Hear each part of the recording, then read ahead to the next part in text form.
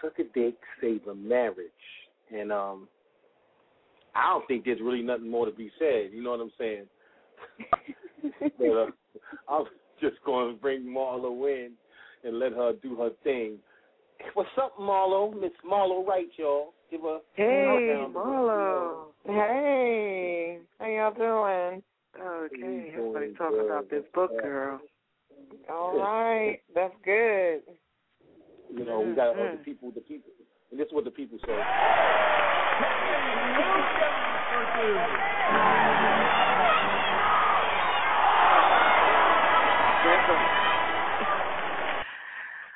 That's right. They said remarkable. That's how I feel right now. You know that this book was made. You know what I'm saying? And I just want you to introduce yourself to the people and tell them what's up. Tell them about this book. Oh, definitely. Well, this book, this is actually my third book, and you can find it on. Yeah, you can find it on www.itsmarlowright.com. The first book was Tell on Him. It was about my abusive marriage and what he did and other guys did that was wrong in our relationships. And then this book was Tell on Me. It's really about my faults and failures in my first marriage and what I learned through the Word of God and my mom about being a better wife, which is change who you can change yourself and do unto others the way you want to be done to you, which for women, we've also got to be more positive towards our men and children, but particularly our men. We've got to put something positive in our mouths, hence the title, like praise and encouragement, as opposed to being negative, nagging, berating, and belittling the man and then expecting him to act like a man. That's what's up. So what inspired you to write, to become a writer? What inspired you? Well, I really started writing. In this situation, but what yeah, made you know well, what this stuff is? Yeah. I started writing when I was in more so in high school. It kind of got a little bit more refined, and then I did some editing and writing articles in college, and so that's when I really kind of developed my love for writing, and now I've just been afforded the opportunity to do it full-time predominantly, and really the first book came out of someone encouraging me, a domestic violence counselor encouraging me to share my story. And I'll never forget a movie I saw not too long ago where the lady was at a retreat for writers, because sometimes we get writer's block and you just go away to the woods someplace so you can just have creative flow. And the lady said, write what you know. And so for me, that was key because for whatever reason, I've been afforded the opportunity to just experience a lot of things in life. I don't know everything, but there are some things that I do know. And I felt obligated in my quest in life to help people be the best people that they can possibly be, to share my testimony and share what I've been through in hopes and efforts that people will not make the same mistakes that I make myself. Like, for example, I have a blog, cutierun.blogspot.com, which talks about all my dating hilarities and faux pas and all the things that go wrong on dates in an effort to laugh and have some, comic relief, but also, more importantly, so women can see the red flags and know when to cut and go. That's what's up. Well, I like that. I got a question for you that came to the chat room from Caramel Apple Butterfly. She asked me, she said, Marlo, tell us how you really feel. I don't know what you mean by that, but she said, call in, Caramel, so you can ask and explain your question. You want to tell us how you really feel. Yeah, like, maybe to indicate the passion in my voice, because I'm really passionate about this topic of helping people live the best lives, the most healthy, whole, and healed lives possible. And what happens is hurting people hurt people, and we have too many hurting people walking around instead of focusing on themselves in the mirror and saying, how can I become a better person? We want to do tick for tat, or we want to say, well, I'm only going to do when they do, or we want to say, when they change first, then I change, when really we need to change for ourselves first and foremost, because nobody wants to carry all that baggage around, all that weight around. And so becoming whole and healed helps you period, number one, but then it also helps attribute to the relationships you have in life, because then you become selfless instead of selfish. Then you become a giver instead of constantly expecting receiving. And so those are kind of the things that I talk about in my book on, it's like take a look in the mirror, stop blaming everybody for your stuff and deal with your own stuff. I have a great example on that. A friend of mine is married, and he's to some lesser, greater degree miserable, like he's not getting it on a regular basis. And he was explaining to me there'll be times when she just almost has, like, I call them these Tourette syndrome episodes, where there's just these outbursts of anger that come. And he'll be like, wait a minute, are we in the same conversation? Like, that don't have nothing to do with me. But she's dealing with the past hurts that she's never dealt with that have nothing to do with him. And because he's the closest person to her, she's taking it out on him. And that's not true. Right. Mm-hmm. Right. No, and that's what we do. As people, that's what we do. Women, man, child. That's what sure do. Yeah, and unfortunately, so I'm an African-American female, so I come from that approach, but obviously it's a two-way street in a relationship. He needs to deal with his stuff. She needs to deal with her stuff, so you two can be whole and healthy together. That makes sense. Without it, makes a whole lot of sense. You know what I'm gonna do? I'm gonna talk about the book, Suck the Dick, Saving Marriage, and then I'm gonna go through chapter to chapter, and I'm but I have a question. What you were thinking of. Oh, go ahead, Esther. How did you come up with the title, girl? That was my first question. Let a woman answer. How did you come up with that title? Yes, well, the title came, believe it or not, out of a conversation with a pastor friend of mine who had recently been married, and me knowing his sexual appetite prior to the marriage, I'm asking, everything good? How's everything? Because I'm the one that has the optimistic approach, like, shoot, you should be having infections and crazy stuff going on with your body because you're just doing too much sex once you get married, as opposed to the opposite of, well, we can count that a loss. We don't have sex no more. Like, let's keep it real, ladies. It's legal now. Give it up all the time.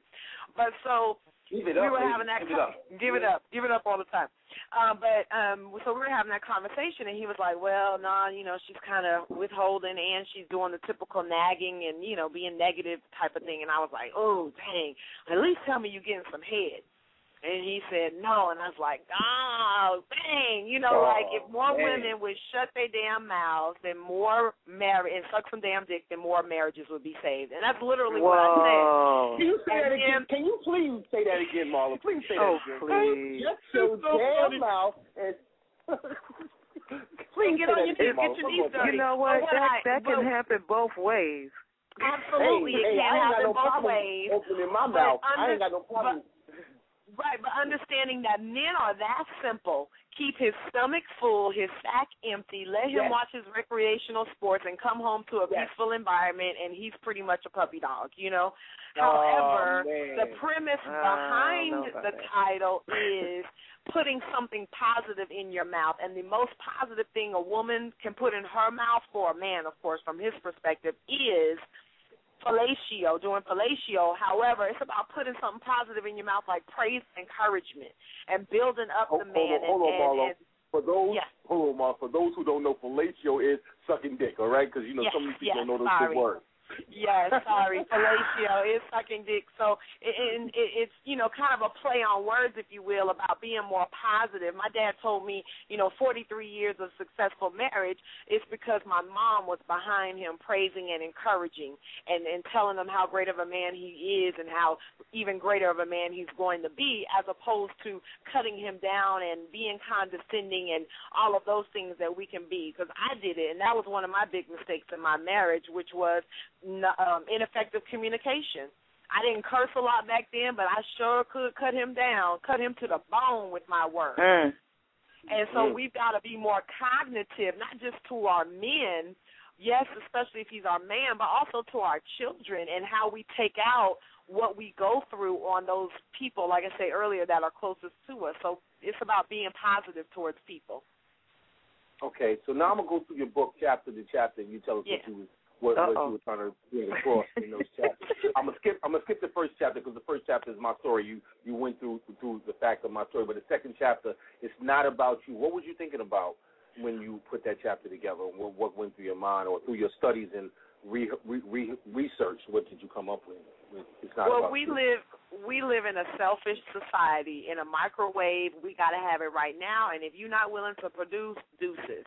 You know, so we have to be more like, for example, women back in my mom's era. My mom still has a quarter carat of a diamond in her ring. But women back then, you know, you started with a band or a quarter of a carat, and then you work your way up as you progress in life together to the carat and a half. But these days, we're so willing to bend over backwards and get ourselves in debt and jump the gun too early in a whole lot of things, especially our relationships, that we're so selfish and caught up in it, we end up suffocating the relationship because of the selfishness. So we have to recognize off the bat that life in general is not about us.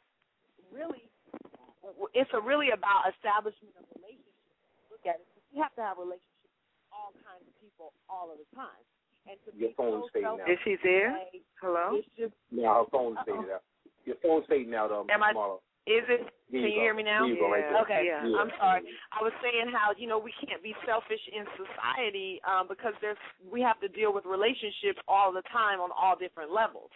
And so there are different types of relationships we have to incorporate in our lives, and understanding that there are different types of people. There's like 16 different types of personalities we have to learn how to navigate through and work with. We just can't be demanding that ours is the best and we're the best and it's all about us.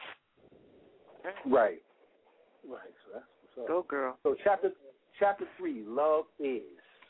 My favorite. That's my favorite. Oh, you chapter. hit a favorite. Yeah, that's my favorite. That one really talks about breaking down the myth and demystifying what we believe love is based off of the media hype, because they've done a real good job in their marketing departments of selling Valentine's Day, of selling the commercial overture of love.